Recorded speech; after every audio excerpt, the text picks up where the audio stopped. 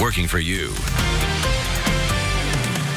On a day in Indianapolis, it is Carb Day at the Motor Speedway. And right now, as you can see, we're looking live as the classic rock group Foreigner is about to take the concert stage. Whether it's music or racing that revs your engine, we have you covered.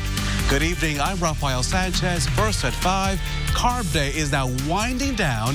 It is time now to gear up for the Indy 500 on Sunday. Our team coverage includes Dave First and Brett Brown with the highlights from the final day of practice. But first, Mark and Amanda standing by with Chief Meteorologist Kevin Gregory.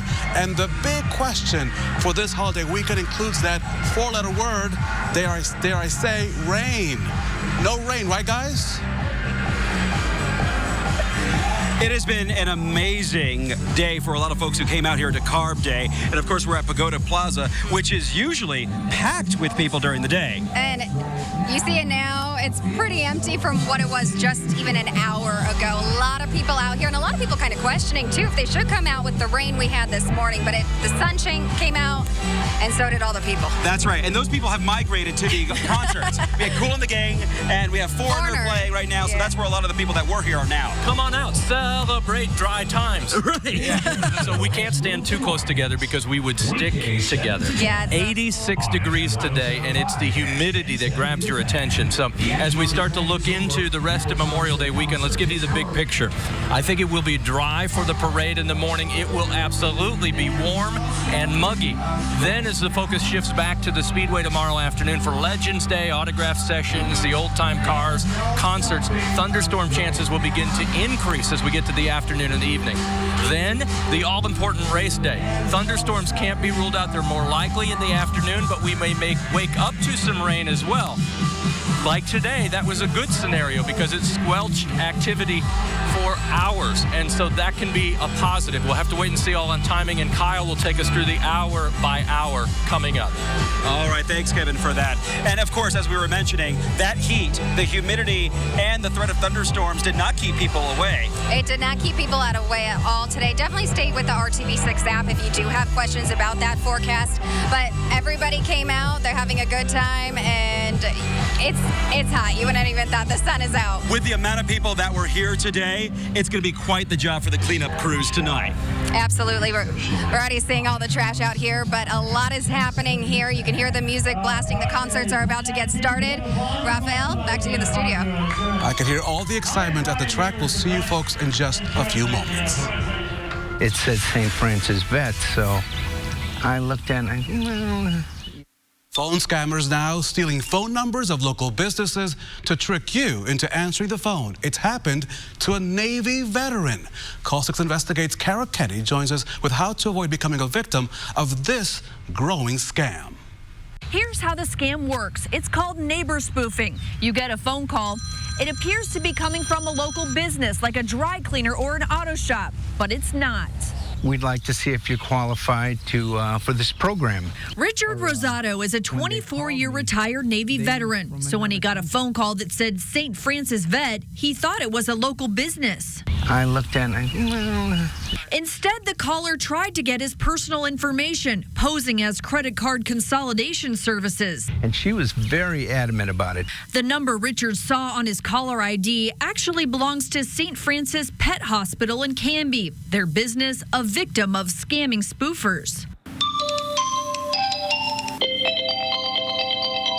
And I asked him, I says, do you have someone there trying to sell credit cards or get into this program?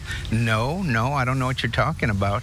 Richard hung up before giving up any of his info. That's when I got a hold of you guys. You hung up the phone and you contacted Call 6 Investigates. Yes, I did. Richard wants to warn others about this growing scam. Neighbor spoofing, where scammers steal phone numbers from legitimate businesses, all in an effort to get your hard-earned money. It's almost impossible for law enforcement to track down because most of the calls originate overseas. Can you see how people will fall for this? Oh, yeah. Here's how you can protect yourself. Contact your phone company and ask what technology they offer to address neighbor spoofing. You can also wait for them to leave a message and call them back if it's a legitimate business. Reporting from Mooresville, Kara Kenny, RTV6. Working for you, let's talk about protecting yourself. You can also install call blocking apps that may decrease the amount of spam calls, such as RoboKiller. Also, make sure your phone number is on the state Do Not Call registry and never answer calls from phone numbers you simply don't know. Tragedy strikes once again to the city of Delphi. Efforts still underway to find the body of a 4-year-old Owens Jones of Monticello. Police say the call for help came last night around 6. At the time, he was playing with a group of kids at Riley Park in Deer Creek. Owen was last seen wearing a blue sleeveless shirt and blue shorts. Since November of 2016, Carroll County has experienced the deaths of 6 children ages 5 through 14. Police right now, they need your help in finding a missing woman right here in Indianapolis. A 44-year-old Lindsay Liaisi has been missing since May the 11th. She was last seen leaving her home on South Audubon Road, that's on the city's east side. Police say she could be in danger and in need of medical assistance. If you know her whereabouts, you're asked to call Crime Stoppers right now. That number, easy to call, 317-262-TIPS. The drug epidemic has now spread to some of the most vulnerable, potentially impacting the youngest victims, pregnant moms and their babies. Governor Eric Holcomb recently signed a bill aimed at reducing Indiana's high infant mortality rate to ensure that more babies reach their first birthday. RTV6's Stephanie Wade explains help is available in our community that is connecting moms with the treatment that they so need desperately. When I first got here, I was like really broken. For 3 years, Shakita Gilbert struggled with addiction. First, it started off like a fun thing. I started doing it more often, then it didn't become fun anymore. Her fears worsened when she found out she was pregnant. Honestly, I didn't slow down, I didn't speed up, I just kept on at the pace that I was on. She continued to use drugs. The whole time, I didn't want to be, getting high and pregnant. Racked with guilt. I was using and I went into labor. They found drugs in her system when her daughter was born, so baby Shanice went to live with a close friend while Shakita came here to Fresh Start Recovery. I just was hopeful and praying that she was going to be healthy. She might have inherited her mother's eyes, but luckily, not her dependency on drugs. Sadly, that's not the case for others. Typically, if a baby is born with something like neonatal abstinence syndrome, they would be admitted to the NICU for a period of time, and then, if the court allows it, are reunified with mom here. Milk and morphine go hand in hand for babies who are born addicted. The reality is, they have to give babies the narcotic back and slowly wean them off. Thankfully, Shanice did not show symptoms of withdrawal. But Shakita knew if she wanted to give her baby the life she deserves, she needed help. My fear would be losing her. I don't ever want to lose her. Initially, a judge didn't let her daughter join her, but after a couple months at the residential recovery center, she moved in. Parenting skills to things as intensive as trauma recovery treatment. It is not a choice. It is not a willpower issue. It is not a matter of how much you love your children. I feel like she's going to be a strong little lady. And she's going to be a fighter. She's going to be amazing. Amazing, just like her mom. Stephanie Wade, RTV6. And now at 5, a Greenwood woman wants Comcast to bury the cable that they're stringing through her yard and her property. Stephanie Coe says the orange cable has an annoying presence in her yard and she wants it buried instead of snaking through her yard on her fence and extending all the way past trees in the distance. The cable has been exposed on the ground for several months now. Coe has called multiple times to get information on why it was left like that and what happens next. It's nothing but a pain because our mowing crew clearly can't mow around it, and the gas company, when they came out to mark the gas lines a couple weeks ago, told me it took them, they had to mark across the street 12 times before Comcast came and buried the cord. The Comcast spokesman, Mike Wilson, told RTV6 that that is a temporary line. We are working on infrastructure improvements in the area, he told us, and we are going to fix it as quickly as possible. We will watch that situation closely and have the very latest on that story tonight on the news at 6. Now it is time to return to the Indianapolis Motor Speedway. Day first, Brad Brown. It's loud out there, but guys, first of all, congratulations on an amazing special last night, and what a day it has been out there on Carb Day. Raphael, this is always a great deal of fun out there. We didn't know we were going to kind of end up as part of the Foreigner concert out here. Well, here's the situation. We've got the two-seaters out on the 2.5-mile oval, so they'll come zooming by around 200 miles an hour.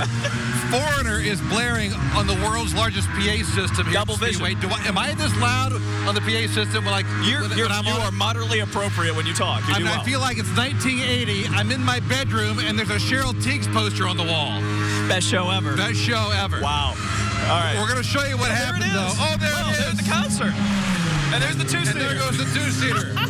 They're wrapping up Double Vision right now with a big solo. All a part of Carb Day. Double Vision, by the way, very appropriate. I'm sure with the thousands that are there right now. All right, let's show you what happened out on the track. After the rain this morning, it was a condensed hour and 20-minute or so session.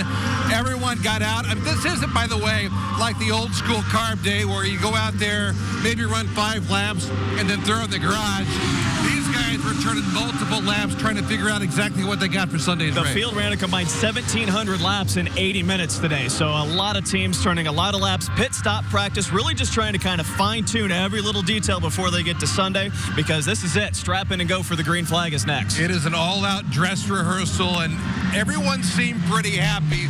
Graham Rahal did brush the wall coming out of turn 2, but most importantly, it was a very clean session. Take a look at the quick 6, and how about this? Our driver analyst, Tony Kanaan, leading the way and feeling pretty good about it. TK will join us coming up at 6 o'clock, but also of note, how about 1, 2, 3 Dale coin cars in the quick 6? We'll see what that means come Sunday. A lot of the big names not on that list, so we'll see what they were working on today, and we'll see how it all shapes up. 200 laps, you got to do it just right around here, and we'll see who pans out on Sunday. Or maybe just 101. Hey, it could be halfway on 101 Sunday. Could be the day, that's right. Pit stop competition earlier today at a field of 11, whittled it all down, and in the end, it was Scott Dixon and Marcus Erickson for Schmidt-Peterson Motorsports. Dixon's crew, by the way, they got a nickname. They're known as the Wolfpack. One of the best, but they got beat today. I'll tell you what, Erickson, clearly the time that he spent in Formula One working on exactly that over and over and over again, kind of those quick stop-and-go stops, the Aero guys put it together, the upset in the finals, and the $50,000 prize to go with it.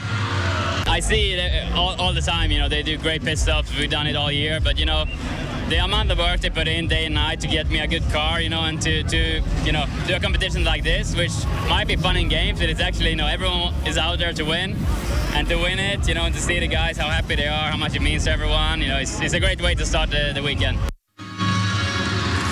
Hey, we've already had a race here this week, and earlier today, this is the Freedom 100 presented by Cooper Tires, opening lap, turn 4. And look at this accident involving David Malukas and USAC star Chris Windham. That's Windham getting out of the car. He was A-OK. The finish was this. How about this? Oliver Askew nudging Ryan Norman by just a few, 67 ten-thousandths of a second, literally by a nose, and he now takes over the points lead heading into the rest of the season. Big win for Oliver Askew.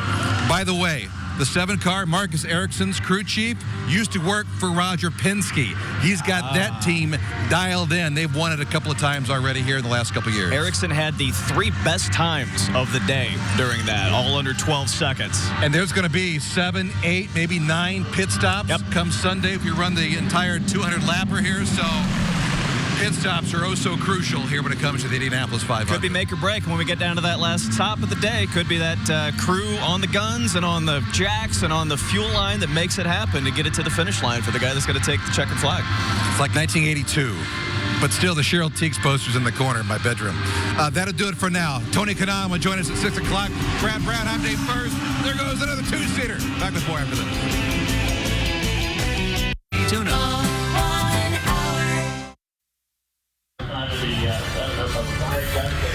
Welcome Welcome back to the Indianapolis Motor Speedway and RTV6 Carb Day coverage. We're standing in the shadow of the infamous pagoda there, which every year has a different saying. This year, it's Back Home Again, an iconic song as makes reference to Indiana, as you know. We also see Back Home Again on the JW Marriott this year as well in downtown Indianapolis, and we can also hear the cars on the track right now too. So the sounds, the sights, we have it all here. But the thing is, you want to get here. Right. So Elena Martella is doing the hard work for you and giving you the ins and outs of all those traffic routes. Well, come Sunday, IMS will be full of action, but getting to the race could be a problem. So whether you're coming from the north, the west, the east, or the south, the key is leaving early and knowing your zone. The north side of the track is the red zone, which is around 25th Street. So if you have parking passes to lots 1A, 1B, 1C, 4, or 4A premium, this is where you'll need to go. The west side is the green zone around Crawfordsville Road. So if you're parking in lots 2, 5, 6, 8, or 9, you'll want to come in from that west side. And the south side is the orange zone near 16th Street. And those with parking passes in lot 3 should come to IMS from the south. And for anyone who might be coming to IMS with Uber or Lyft, right here at Gilman and Main Street is the spot where your driver needs to drop you off. Keep in mind there will be a lot of road closures. Georgetown Road is closed from 25th Street to the south, and 16th Street will be closed from Olin Avenue to the 16th Street roundabout. And for those wanting to avoid vehicles, great news, you can bike or scooter to the track, but you'll need to park them at 10th Street and Allison Way. From Speedway, Elena Martella, RTV6. Thanks, Elena. And if you didn't have a chance to jot any of that down, we have that information for you on our website, theindychannel.com, or on the RTV6 app. Now, Kyle Mounts is in the cool studio right now with your forecast. Hey, Kyle. Yeah, Mark and Amanda, congratulations. You're celebrating so far the hottest day of the year now there at IMS. We've made it to 86 degrees. It feels almost like 90 at 89. It feels like you're in the 90s in Bloomington at 91, that actual temperature, 88. Not going to do a whole lot of cooling tonight with those mostly clear skies into the upper 60s. So that's going to be the launching pad for a toasty start to the weekend here. On Saturday, temperatures will surge back into the middle 80s. It will be a little bit breezy, but it's going to be a very warm wind out of the southwest, around 15 to 20 miles per hour. And there are those shower and thunderstorm chances as we head into our Saturday afternoon. So the first part of the day should be dry. As Kevin was talking about earlier, I think we're in good shape for the parade early in the day tomorrow. Then as we go into the evening, we start to see that complex of thunderstorms, Kokomo through Crawfordsville. By about 4 o'clock in the afternoon, that line will continue to move its way toward the south and east. And by 7 o'clock in the evening from Richmond, basically along I-70, we're dealing with some scattered showers, possibly some storms before we dry it out temporarily. So on Saturday, marginal to even a slight risk of severe weather, primarily for some gusty winds there. You can see around Anderson, Muncie, into Kokomo, Hartford City, all included in the slight risk. And then it's a general marginal isolated threat on Sunday. So let's get back into TrueCast here. Look at the timing. The model's continuing to kind of fight back and forth here on the timing. But this is TrueCast, 6 a.m. on Sunday morning. Looking pretty good, looking dry and keeping rain off to the north. I think our best chance for rain is really going to be as we head into the afternoon and then the evening hours. That's when rain is likely to stick around, and that's where we could have a few of those gusty thunderstorms in the forecast for us as well. 7-day planning forecast for you. We'll continue to fine-tune that timing on Sunday. The clouds, the showers, though, will keep us to around 80 degrees. Memorial Day, still a chance for a few storms there in 84. Drying out on Tuesday at 86. Then that chance for storms and a little cooler next week. The news at 5 continues right after this. Prices at Ross. Yes for less. And welcome back to Carb Day at the most famous intersection of all of sports, 16th and Georgetown. You come in the track, you walk under a tunnel, and you can end up here in Pan Am Plaza. You hear Brad, Dave, and TK so often talk about track temperature. Well, the Pagoda Plaza temperature on the blacktop can get quite warm, so I went looking for something very elusive: shade. I think you would agree the sunshine makes it very, very... So I only had one question to ask. Which way should I go for shade? I started walking. Didn't take me long to find in Pagoda Plaza trees. This is a pin oak tree, a giant pin oak tree. I also found another kind of oak. This is a cypress, I'm pretty sure. I'm just not sure if it's a bald cypress or not. Flowers are beautiful, but they don't add much in the way of shade. And just so you know, those gentlemen were good sports. They wanted in on my little cypress joke. There it is. There's the pin oak, Raphael. We'll be under that tree, rain or shine, on race day. That's it from here for now. Back to you. Kevin, thank you so much. Coming up tonight, all new at 6. 1 year later, how the Noblesville school shooting has led to a local effort to try and prevent something like that from happening again. A father's powerful message, all new tonight on the news at 6. But first, on the Now Indy, as always, homeowners in Speedway, they're opening up their driveways and yards, of course, to race fans. And some are cashing in other ways. You're watching RTV6 News at 5.